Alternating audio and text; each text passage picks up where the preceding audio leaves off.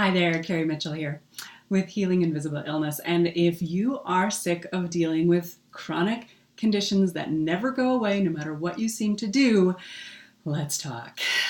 One of the things I want to talk about today is that myth of the born healer, the person who, you were already doing all the meditation stuff and you were already the kind of person who was going to naturally heal yourself. So the story that you went through can't apply to me. That myth that only people who are somehow magical to begin with are the ones who can do the self-healing work. In my experience, not just my own personal experience, but from what I've read, from all of the accounts that I've read of people who have come through this, the people I've talked to, the people I have worked with who have come through chronic illness, by and large, these people were not magical when they started out. They were not people who had all these amazing gifts and they were able to just click it on and I can get better. That's it's kind of bullshit. Sorry for actually putting that out there. I don't know if I'm allowed to on Facebook Live, but I just did it. Sorry.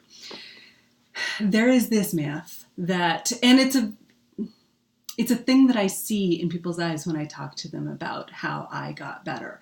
Their eyes kind of glaze over and they go into that, oh, that's just you. That can be me. And it always makes me sad when I see that, because from my experience, from what I'm seeing, it can be you. Self-healing is a thing that normal people get to do. And so I started doing a bunch of research and seeing what are the attributes that help a person actually heal. What are the things that we need to do? We don't have to be magical in order to do it. And so I've come across a list that is by no means comprehensive, but it is what I'm seeing that is kind of across the board. It's the setup for people who get themselves better, who are able to get over that hump. And so I'm going to go through those 7 attributes. And the first one is a controversial one, but I think it's one of the really important ones. And it's this sense of some kind of connection to the divine, whatever you consider divine to be. So if it is God, source, universe, or even just this sense that there is something bigger than you, bigger than me, out there that I can reach toward, that I can find a connection to. That connection to some sort of external source, external support, divine, it's a through line through basically every account that I've read. And even in the clients of mine that when we started out, they were very unclear on what the divine meant to them. A lot of clients of mine are very gun shy of the word God and divinity for various reasons.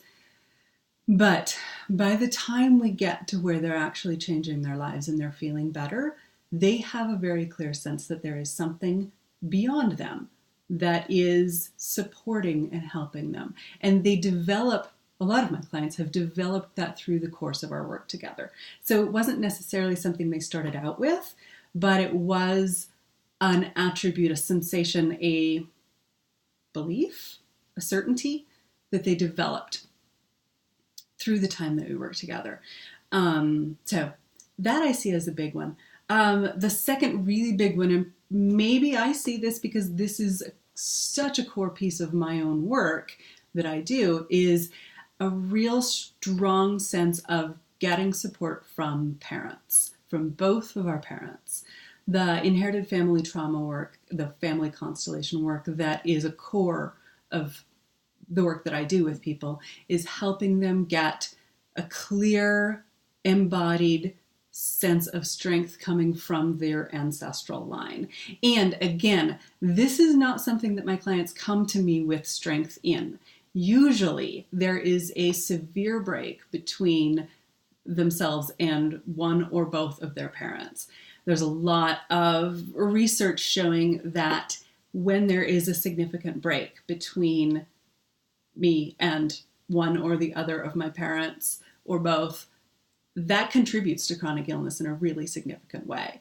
And when we can strengthen energetically, psychically, emotionally, and sometimes in real life the bond, the connection between the client and their parents, then you have greater resources to heal. So, like the first one, this is it's an attribute, it's a tool that a person has that helps them heal, helps them get stronger and out of chronic illness, but it's not necessarily something that they came into the healing process with. So it can totally be developed if you don't have it right now. The third one that I see is what I'm calling body awareness. And if there are a lot of people who, when they go into meditation, when you start a meditation practice, you have no idea what's going on in your body. Like, there's a lot of the meditation practices, they will start with having you feel the inside of your palm. And you're like, I don't know what the hell that means. Like, what is that? Body awareness is one of the tools that we use, that I've seen across the board with all of these people who have their miraculous stories of healing of some kind of chronic illness. They've developed a body awareness, and it's the ability to feel the inside of your palm, to feel like the skin of your feet, to feel your liver. And again, most people don't walk into this process with that highly developed, but it is a thing that can be developed, and it is a thing that I am seeing most people who come through chronic illness have developed through whatever resources or skill sets that they used to do that. So body awareness tends to be a really core attribute, a core skill that is needed in order to bring yourself out of this thing. And you don't have to start with it. This is so what I want to get through in this little message. Bringing it down to earth, you can be a normal person and develop these things and get yourself out of illness. You don't have to be a magical fairy to start with to get you out of this. And you don't have to be a magical fairy when you're done as you get yourself out of this illness stuff. So this can be for normal people. All right, that's what I'm trying to say here. Okay, and that leads us into this next attribute, which loosely termed, I'm going to call a highly sensitive person. Because the body awareness, and because what I do is energy healing, being sensitive to energies can be a major asset in healing yourself. And here's the double-edgedness of that attribute. Generally, those of us who are highly sensitive get easily overwhelmed. We get easily taxed by other people's stuff. It can be a thing that sends us into chronic illness because we are losing energy everywhere. There's a lot of reasons for the way that contributes to chronic illness and keeps us sick. But if we have that skill, if we have the sensitivity, when we start using it in a certain way, I'm not going to say the right way, but when we start using it in a certain way, we start putting it to use for us, oh my God, that can activate our healing, and that can supercharge. Anyway, it can make it so much more efficient and more quick. I love my English right now. Our healing can really accelerate. That's a much better way to say it. Our healing can accelerate if we can use that sensitivity that we already have, that is actually, most of the time, it's a pain. It is a liability until we learn how to use it right. So people who are quote unquote highly sensitive, they are sensitive to energies, their own, other people's, the earth's energies. That sensitivity can be put to use in a massive way to get you better faster. All right, so that was the fourth one. The fifth one that I see is curiosity. And by that, I want to reference the conversation that I had with Dr. Larry Frieder a couple of weeks ago in my Facebook Live, where he got curious after years and years of Crohn's disease with, what is this here to teach me? He ultimately has come to the position of Crohn's disease has been his guru. Crohn's is the teacher for him in his life. And I totally feel the same way about having gone through Lyme disease and chronic fatigue syndrome. That taught me. And when I am able to start asking the question of, what is this here to teach me? What is happening? Like, I have to take a step back and become the witness and start asking, okay, this also is happening right now. I wonder why. Getting into that place of curiosity around the symptoms. And that's not easy, because when you're in the symptoms, they suck. They suck the life out of you. They get in the way of you doing the things that you want to do. They are not pleasant. But if you can come around to the position of questioning, of curiosity, rather than getting overwhelmed by it and being in the middle of the muck of the symptom set, that curiosity is something that will fuel your healing. And you don't have to be magical to be curious, but just knowing and trusting that finding curiosity and giving yourself the ability to step into curiosity is an incredibly powerful tool for healing. It loosens things up. It's like the Velcro of the symptoms starts to unloosen a little bit, and we get some breathing room around the symptoms when we put curiosity into the mix. The next one, which is I'm calling the sixth one in my list, is a thing that I'm calling adaptability and resilience. That HeartMath, the HeartMath Institute, is an amazing organization. And they have done a ton of research on adaptability as a major factor in how a person's heart health, like how great your health is for your heart. And it's not just strength, but it's the ability to adapt and having the resilience to go from, sitting on the couch to sprinting. And that ability to bounce back and forth is a major factor in heart health, according to HeartMath, the HeartMath Institute. And it is an incredible aspect or attribute of your own that you can develop, and it will help you heal.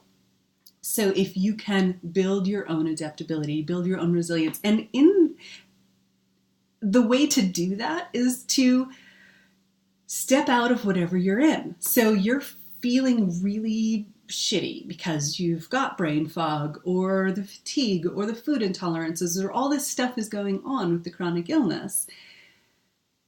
Changing the way you think, changing where your mindset and your thoughts and your feelings are in the midst of all of that can bring greater adaptability. It allows you to go from that place of being in the muck and the crappiness of it to an openness, and there is resilience in that shifting back and forth. So expanding your own adaptability. And again, a lot of people are not starting out with a great deal of adaptability when you're chronically sick. That's part of what chronic illness does to us, is it saps our adaptability and our resilience. But we can build it back up. And when we do, we have greater resources to heal with. So, and then the last one is this high wire act of balancing between surrendering to this is happening now, and the more I fight it, the more exhausted I get. And hell no, I'm done. And so it's this constant balancing act of surrendering when I have to surrender and saying hell no when I'm done with it. I almost dropped a word I shouldn't drop on Facebook Lives. I really have to work on this. But it's that line of going back and forth between when do I surrender and when do I say hell no and drop the line and say I'm not doing this anymore, something's got to change. And the ability to do both, to navigate the hell no and the surrender when they have to happen, Oh my God, that not only saves your sanity, but it's absolutely critical when we are going through a long-term illness and trying to heal. And when we, yeah, the more I read and the more I talk to people who have been through something chronic, they have this not down, because none of us are ever actually able to manage that with perfect clarity, but they have understood that there is a time to surrender and there is a time to say, hell no, I'm done. Something must change now. And so that is what I'm seeing across the board with people who are getting well. They have these, or they have developed these attributes, some stronger than others. Some of them they came into the illness with, but a lot of them they developed through their healing process. And none of this makes you magical. There are a lot of people who are pretty sensitive, and they're very normal people. So there's this myth that, oh, only people who are quote unquote born healers can heal themselves. And from what I've seen, that is utter BS. That's actually not true. Normal people get sick and normal people heal themselves. So if you feel like these attributes are in your list, these are things that you do, and you want to know how to turn them on to make them be working for you so that you can get better, message me. We will have a healing strengths assessment conversation in which we'll see where you are and where you want to be and how to use the skills that you already have to get to where you're going. You've got the abilities, you've got the attributes to get started to healing yourself. And the rest of it is just developing those and using them in ways that are super effective and can actually get you better. I've seen it happening. I definitely did it myself. I was far from a magical being when I started my illness thing. I was a journalist and a newspaper owner. I didn't know squat about any of the stuff that I'm doing now.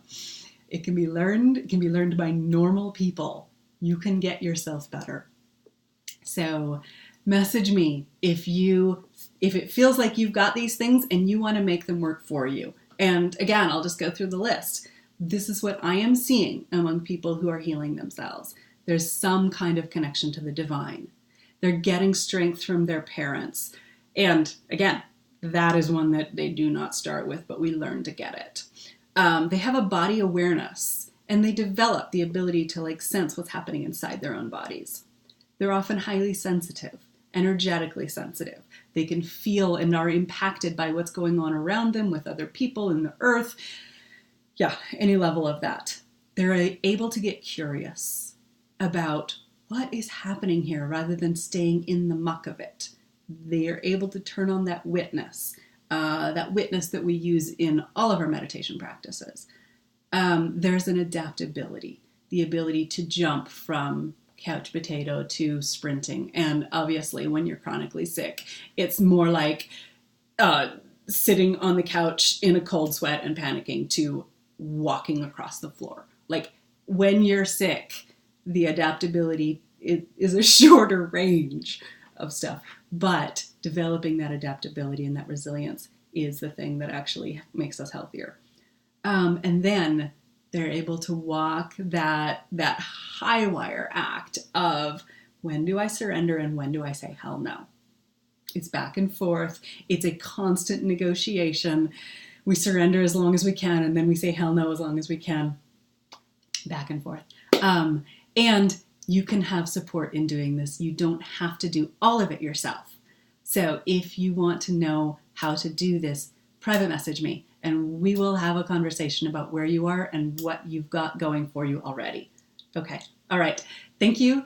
And I will see you next Friday with our next Facebook Live, in which we're talking about yoga for resilience and adaptability. So cheers. See you then. All right. Bye-bye.